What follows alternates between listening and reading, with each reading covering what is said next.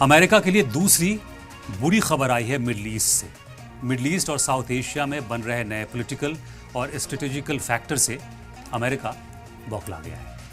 खबर है कि अमेरिका एक बार फिर ईरान पर बड़े हमले की तैयारी कर रहा है, प्लानिंग कर रहा है। प्लानिंग के तहत सेंट्रल कमांड के कमांडर एडमिरल ब्रैड कूपर ने ट्रंप को ईरान पर नए हमले के लिए ब्रीफिंग दी है। इसमें 3 ऑप्शंस दिए गए हैं ट्रंप को। पहले ऑप्शन के तौर पर एक शॉर्ट और बेहद पावरफुल स्ट्राइक की बात कही गई है। इसके तहत अमेरिका बिना किसी लंबी जंग में फंसे ईरान पर और उसके अहम ठिकानों पर अचानक और बेहद ताकतवर हमला कर सकता है।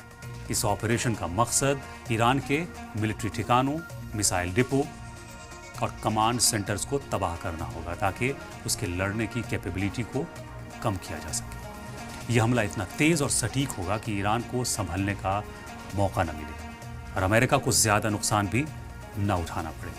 लेकिन हम आपको बता दें कि 28 फरवरी को अमेरिका और इजराइल ने अचानक हमला किया था ईरान पर।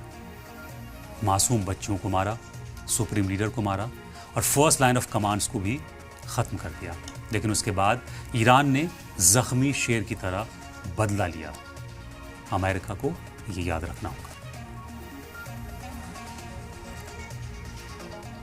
दूसरा ऑप्शन सबसे ज्यादा रिस्की और बड़ा माना जा रहा है, जिसमें होर्मुज पर कब्जे के लिए ग्राउंड ऑपरेशन यानी जमीनी हमला शामिल है।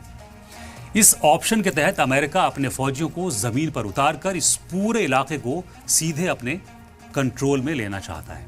और अगर ऐसा होता है तो ये एक सीधी और बड़ी जंग की शुरुआत होगी, जिससे पूरी दुनिया में तेल की सप्लाई और कीमतों पर भारी असर पड़ सकता है। क्योंकि पर्शियन गल्फ में जंग छिड़ने का मतलब दुनिया भर में 20 से 30% तेल सप्लाई का सीधे तौर पर रुक जाना है, ठप हो जाना है। इसके अलावा तीसरा ऑप्शन बेहद सीक्रेट और खतरनाक है।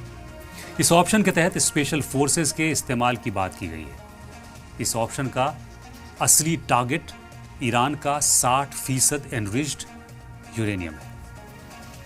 अमेरिका की प्लानिंग है कि उसके कमांडो गुपचुप तरीके से ईरान की न्यूक्लियर साइट्स में घुसे और उस एनरिच्ड यूरेनियम को अपने कब्जे में ले ले या उसे पूरी तरह से तबाह कर दे। ये एक सर्जिकल स्ट्राइक की तरह होगा, जिसका मकसद ईरान को न्यूक्लियर पावर बनने से हर हाल में रोकना है।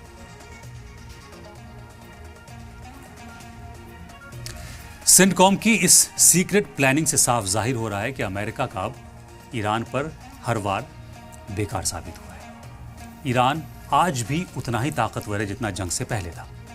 ट्रंप लाख दावे करे, लेकिन उनका ईरान वॉर में कोई टारगेट अब तक अचीव नहीं हुआ है। यहां तक कि ताज़ा होर्मुज ब्लॉकेड भी पिछले तमाम मिशन की तरह नाकाम हो गया है। और शायद इसीलिए जंग की नई हिकमत अमली यानी स्ट्रेटेजी पर अब काम हो रहा है। लेकिन सेंटकॉम के ये तीनों ही ऑप्शंस इतने खतरनाक हैं कि अगर जरा सी भी चूक हुई तो अमेरिका का यह मिशन भी पूरी तरह से नाकाम साबित होगा।